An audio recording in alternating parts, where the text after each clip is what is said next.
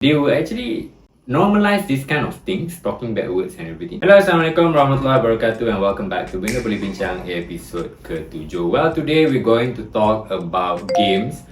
Adakah games hiburan ataupun risiko mempengaruhi our children or teenagers? Well, there are research made among our teenagers that now or currently 85% of our children or teenagers play video games, and almost 40% of them play video games on a daily basis.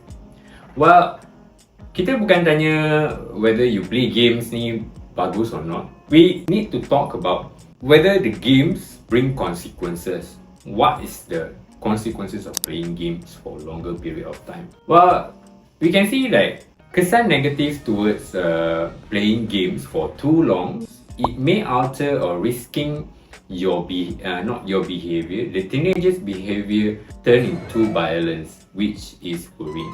Well, research says that video game yang berunsur ganas boleh meningkatkan aggressive behavior, especially towards teenagers and kanak-kanak yang baru meningkat usia. Well, it's not about that only. Also, exposure yang berulang, you are seeing, you are playing content yang, you know, slashing, fighting, KO. It could actually lead to, macam kita selalu kena pukul kan, kita dah numb. So, sama juga orang yang main game, yang tengok benda violence ni, when you will actually feed towards that kind of content for a longer period of time, kids or children yang play games yang macam ni akan jadi less sensitive towards violence. So they think it's normal. Well, from American Psychological Association, game yang ganas boleh mengurangkan empathy and also moral engagement. Well, what does it mean? Means that budak-budak ada less empathy and also have lesser moral conduct. Means that we have certain moral conduct. We don't do cursing people or anything, you know, like we don't just open up table, duduk makan dengan kawan ni, kita cakap, hang, something, cursing, cakap bad words or anything. But for these kids, they may think it's normal because games show that it's normal. And when they are actually interacting with people, with their friends, inside Discord ke, main Mobile Legend or anything, they will actually normalize this kind of things, talking bad words and everything, and turns it into violence. I mean, when you're normalizing certain things, you feel like it's normal to do it. Whether, you know, playing games is bad or good for our kids and teenagers, well, of course there are benefits towards playing games. You know, like there are research from National Institute Health, NIH. They made this 2,000 children play games 3 hours a day. And they find out that this child or teenagers who play games this amount of time perform better in their memories and also impulsive control. What does it mean? It means that games can improve your problem solving, your reaction speed, and also your creativity. Well, and honestly, I think even I saw my nephews and my niece, they are interacting in the online game. That's how they're socializing. Masa main Mobile Legend lah, masa dalam Discord, they are planning this and that. So, well, they are most better than me playing games, of course lah. I don't play games, right?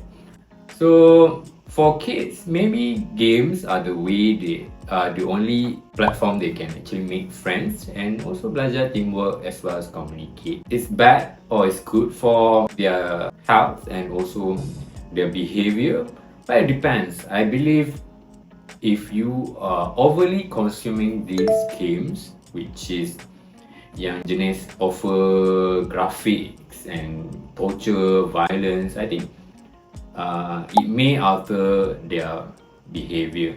Or if there's a room of communication like chat room or anything that they are going to curse like hey bodoh, hey this and that. Yeah, when we call friends like we call names like my name is Anwar, it's like hey Anwar, hey Anwar, it's like, but for them they don't do that. They just like hey something with like bad words, you know.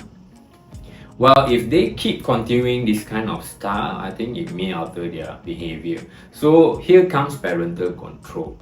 Parents need to take initiative to see what they are doing in their chat rooms. They cannot play too long, and also you can play certain content but not too violent and also not too graphic. It could be a risk if there's no limit and also there's no control for suitable amounts of age. You cannot play when you are 3 years old, you play at killing people, because 3 years old can't think whether killing people is correct or not. But when it was exposed to him or her at the time of age, maybe he will actually choose that kind of game moving forward, which kind of like, I think, worrying.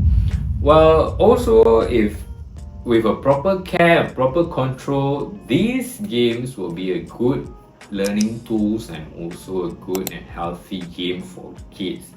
Kadang-kadang, of course, if we're being honest, right, we also play games. We are the adults, so we play games. And sometimes we can spend the entire Saturday to just play games. And I don't know whether it's worrying or not, because we are all adults. We need money to live, so you have to separate your life. You cannot just control kids from playing games. You have to control yourself too. Well, kesimpulannya, I think video game ni bukanlah musuh, tapi it will be a good babysitter tools if we choose to make it